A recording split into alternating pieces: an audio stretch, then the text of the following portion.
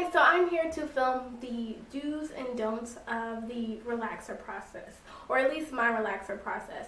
I just wanted to show you or tell you guys what I do and what I don't do before and during my relaxer process, because I wanted to put out this video before I actually go into my relaxer and showing you how I do it, because I am not a professional, so I don't want to just put up the video without a disclaimer, and also telling you guys some practices that I use before I relax my hair. So this is going to be my do's and don'ts, or my relaxer 1, 2, 3s, and I hope it helps you before you relax your hair.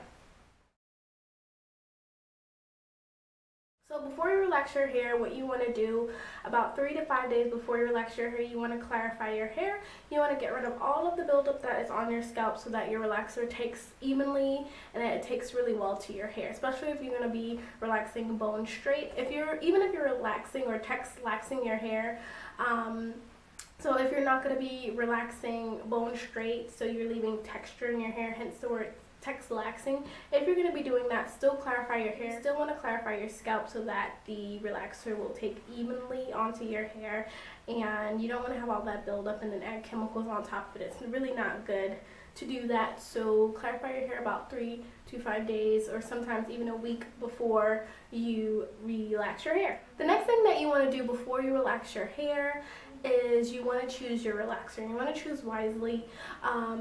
If you are relaxing your hair for the first time, I suggest that you go ahead and do it at a salon or through a professional, hairdresser or something like that.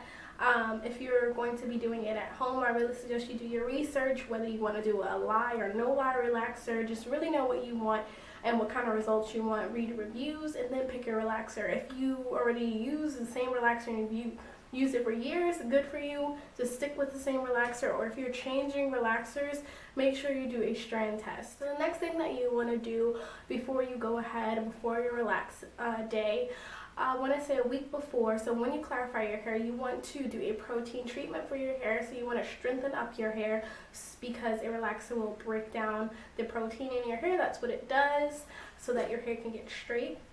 So you want to fortify your hair with protein so that when you go ahead and relax, you don't receive as much damage to your hair. So you want to strengthen up your hair by using a heavy protein treatment and follow it up with a moisturizing treatment so that you can get the strength and the elasticity in your hair. The next thing that you want to do before you go ahead and relax your hair, so like way before in advance, you want to make sure that you are not scratching your scalp. You don't want to irritate your scalp at all, because you can get scalp burns. Even if it's a really mild relaxer, you can still get scalp burns. It's a chemical. So make sure you are not tugging at your hair. You're not doing too many crazy styles. Make sure your hair is, sometimes I even suggest that you just make sure your hair is straight so that you don't have to detangle it too much. Just make sure that you are not manipulating your hair too much so that you don't receive any chemical burns.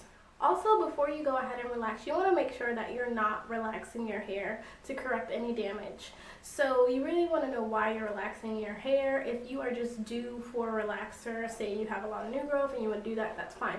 But don't relax your hair expecting to reverse some damage that's caused to your hair, or to take care of any damage. Because if you relax your hair and it's already damaged, it's just going to get more damage. So make sure your hair is healthy before you relax. So relaxer day is here. The things that you should do are, you want to base your scalp. So what I like to use, if I have it, what I like to use to base my scalp is just good old Vaseline, nice and heavy petroleum jelly. So this creates a barrier between the relaxer and your skin and your scalp. So I will base my scalp just lightly, and I'll also base my edges, my ears, anywhere where the relaxer might fall down onto or might have contact with my skin, because you don't want any chemical burns. So you definitely want to base your scalp before you relax. If you are just relaxing your new growth and you want to be really careful not to relax or re-relax or over-process any of your hair,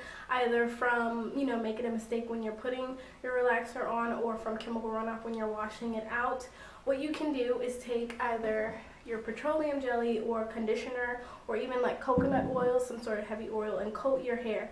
Coat the hair that's not going to be relaxed so that the relaxer doesn't take in those areas. Also, when you are relaxing your hair, make sure you read the instructions, read it over and over again to make sure that you are doing exactly what the relaxer kit says. If you are doing a relaxer kit, make sure you do exactly what it says to do, or if you're doing a professional one that just comes in one little tub, make sure you're really reading the instructions. So before you relax, make sure you have everything that you need in front of you. You don't want to be getting up and looking for things, because that's going to eat into your relaxer time, and if you have relaxer in your hair while you're trying to go and look for things that you forgot to get, that's going to cause damage. So make sure you have every single thing that you need. Make a checklist if you have to of everything you need while you're relaxing your hair. Also, you want to do a strand test. So if you are relaxing your hair for the first time, or if you're using a new relaxer system that you've never used before, I would suggest to do a strand test, because you don't want to put that relaxer on your hair and it ruins your hair and you get, irreversible damage. So make sure you do a strand test and make sure the relaxer is going to be, good enough for your hair. So while you're, it's going to kind of seem, like elementary when I say it, but when you're relaxing your hair, make sure you're wearing gloves. Usually, if you do a relaxer kit, it comes with gloves. The gloves are going to protect your hands, because you can definitely get burned. I've seen people apply relaxers without gloves before, and I'm like, what the? You have to wear gloves when you're putting the relaxer in your hair. Even when you're washing it out, keep the gloves on, so wear gloves. So when you are putting the relaxer in your hair, most of us will use, I actually have my relaxer stuff still here. We will use a fine tooth comb. When you do this, you are not to use the teeth part. You're supposed to use the smooth part to smooth it onto your hair and to apply it. You're not combing this into your hair at all. You don't want to rake any relaxer in your hair, because you're going to cause more irritation in your scalp. You can cause breakage, lots of bad things. So you want to smooth your hair with the smooth side of the comb. Always. If you have braids in your hair, I think most of us know this, you are not supposed to straighten or relax your hair right after. You're supposed to deep condition, wait 2 weeks at least before you go ahead and relax your hair, because I'm telling you, we're going to experience some major breakage and irritation if you do. And then last but not least, do not process your hair longer than the time that it says to process your hair. Don't think, oh, I'm going to leave this on for like 30 minutes so that my hair gets extra straight. Guess what? Your hair is going to be extra straight, but it's going to be in the sink. So what you need to do is really follow the directions, and just, what I like to do is take my cell phone and put a timer on my cell phone so that I know exactly how much time and what I'm doing, so that everything is very, done the way that it's supposed to be done, because I don't want to experience any breakage. So follow the time that is on the box. And that's basically all that I have for my do's and my don'ts of, relaxing.